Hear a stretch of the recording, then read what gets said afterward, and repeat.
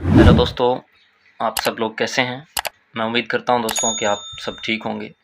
दोस्तों, आज की इस वीडियो के अंदर जब हम इन्वर्टर का कनेक्शन करते हैं तो उस समय हमें दोनों जो सप्लाई की वायर आ रही है उसके अंदर फेज टेस्टर की मदद से चेक करते हैं तो दोनों के अंदर वो जलता है। तो उस टाइम किस प्रकार इन्वर्टर के कनेक्शन किए जाते हैं, क्योंकि दोस्तों जब तक हमें सप्लाई के अंदर फेज और न्यूट्रल का नहीं पता चल पाता है तो तब तक हम इन्वर्टर का कनेक्शन है वो नहीं कर पाते। फेज टेस्टर से जब हम चेक करते हैं सप्लाई तो वो इन दोनों के अंदर है जलता है, जिससे हमें फेज और न्यूट्रल का सही नहीं पता चलता और ये फेज टेस्टर भी फेल हो जाता है उस टाइम, तो हम इन्वर्टर के कनेक्शन ही नहीं कर पाते हैं। तो अगर आपके साथ भी ये समस्या आ रही है, कभी कहीं करना पड़े कनेक्शन, अगर दोनों वायर के अंदर ही ये टेस्टर जले, कई बार ट्रांसफार्मर के अंदर ही प्रॉब्लम होती है कि वो दोनों ही वायर के अंदर है वो फेज़ दिखाता रहता है, लेकिन वास्तव में एक फेज़ और न्यूट्रल दोनों ही होती है सप्लाई तो उसके अंदर। और कई बार हमें घरों के अंदर अगर लोड चल रहा है कोई तो उस टाइम भी दोनों के अंदर फेज़ बताता है, लेकिन घरों के अंदर लोड चल रहा है तो वो तो हम ठीक कर लेंगे, बंद कर देंगे लोड को, लेकिन लोड भी सारा ऑफ कर दिया फिर भी दोनों के अंदर फेज़ बता रहा है, दोनों पर टेस्टर चल रहा है, तो उस टाइम कैसे कनेक्शन करने हैं तो वो इस वीडियो के अंदर मैं चर्चा करूँगा आज। बिल्कुल सिंपल बताऊँगा दोस्तों, वीडियो को ध्यान से देखना है, बिल्कुल भी स्किप नहीं करना है। बहुत ही गंभीर समस्या है ये, ख़ास करके जो नए इलेक्ट्रीशियन हैं उनके साथ तो ये समस्या है ही, तो वो कनेक्शन नहीं कर पाते हैं। तो बिल्कुल सिंपल तरीके से बताऊँगा, थोड़ा-सा दिमाग लगाने की ज़रूरत है इसके अंदर, हमें एक छोटी-सी ट्रिक अपनानी पड़ेगी इसके अंदर। देखिए दोस्तों, ये मेंस की सप्लाई आ रही है और इस बोर्ड पर हमने इन्वर्टर का कनेक्शन करना है। ये इन्वर्टर हमने यहाँ पर बना लिया है, ये इन्वर्टर का आउटपुट वाला जो पीछे पीछे का हिस्सा होता है वो बना लिया है मैंने। ये बैटरी की वायर लगती है यहाँ पर और ये इन्वर्टर का आउटपुट वाला सॉकेट है। तो सबसे पहले इस बोर्ड को हमने खोल लेना है दोस्तों। यहाँ पर जैसे कनेक्शन करना है इन्वर्टर का तो इस बोर्ड को खोल लेना है। अब देखिए, नियम के इलेक्ट्रिशियन की जो थ्योरी है उस नियम के हिसाब से हमें यहाँ पर मेन सप्लाई का न्यूट्रल मिलना चाहिए और यहाँ पर फेज़ मिलना चाहिए, या लाइन भी लिख सकते हैं यहाँ पर। हमें अब पता नहीं है दोनों के अंदर टेस्टर लगाने से, ये दोनों ही चल रहा है तो हमें पता ही नहीं चल पा रहा है कि ये वास्तव में फेज़ है या न्यूट्रल है।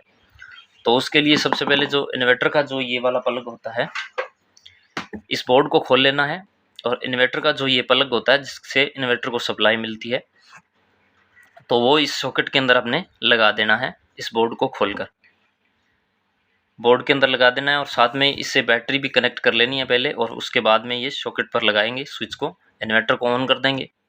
इन्वर्टर को ऑन करने के बाद में हमने एक बल्ब लेना है, 100 वाट का बल्ब लेना है दोस्तों। बल्ब की 2 वायर होगी, हमें कुछ नहीं करना। अब हमें इतना पता है कि जो बल्ब है 100 वाट का, कोई भी जो डिवाइस है वो फेज़ और न्यूट्रल सप्लाई दोनों से ही चलेगा। तब तक वो नहीं चलेगा जब तक उसके अंदर या तो फेज़ आ रहे हैं दोनों साइड से या दोनों साइड से न्यूट्रल आ रहे हैं, तब भी नहीं चलेगा वो।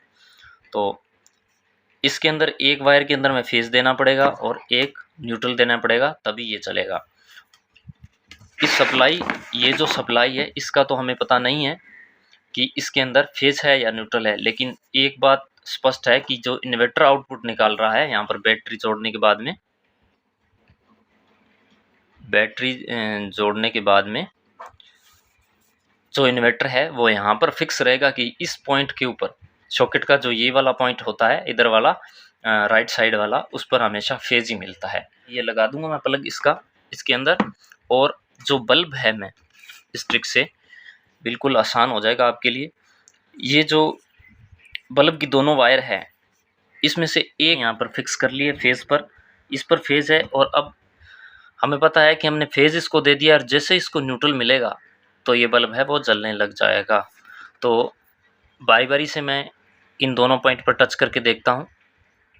अब जिसके अंदर न्यूट्रल होगा उसी पर ये बल्ब है वो जलने लग जाएगा। अगर इसके अंदर न्यूट्रल है तो यहाँ पर टच करने से ये बल्ब जलेगा, और अगर इस पर न्यूट्रल आ रहा है तो इस पर लगाने से ये बल्ब जलने लग जाएगा। तो इस प्रकार हमें न्यूट्रल का पता चलते ही फेज़ का अपने आप पता चल जाएगा, क्योंकि अगर इस पर न्यूट्रल आ रहा है तो हमें सीधी सी बात है कि इस पर फेज़ ही आ रहा है, और यहाँ पर अगर न्यूट्रल आ रहा है तो हमें पता है कि फेज़ है वो इस पर आ रहा है। दोनों ही फेज़ न्यूट्रल की सप्लाई होगी। तो नियम के हिसाब से यहाँ पर हमें फेज़ आना चाहिए। अगर ये उल्टे सीधे आ रहे हैं, यहाँ पर फेज़ नहीं आ रहा, फेज़ यहाँ पर आ रहा है, या न्यूट्रल है वो यहाँ नहीं आ रहा, वो यहाँ पर आ रहा है, तो इन दोनों को आपस में मेन सप्लाई की वायर चेंज करके आप चेंज कर देना।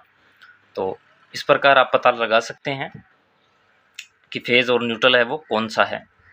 तो दोस्तों इस प्रकार आप अगर मेन सप्लाई की दोनों वायर के अंदर टेस्टर जल रहा है और अगर आपको नहीं पता चल रहा कि इनमें से फेज़ कौन सा है, तो आप इस ट्रिक से फेज़ और न्यूट्रल का पता लगा सकते हैं। और इसी ट्रिक से आप पता लगा सकते हैं जो फेज़ टेस्टर होता है वो इस कंडीशन के अंदर फेल हो जाता है, इससे हमें फेज़ सही पता नहीं चल पाता। दोस्तों आप इस प्रकार है वो इन्वर्टर का कनेक्शन कर सकते हैं।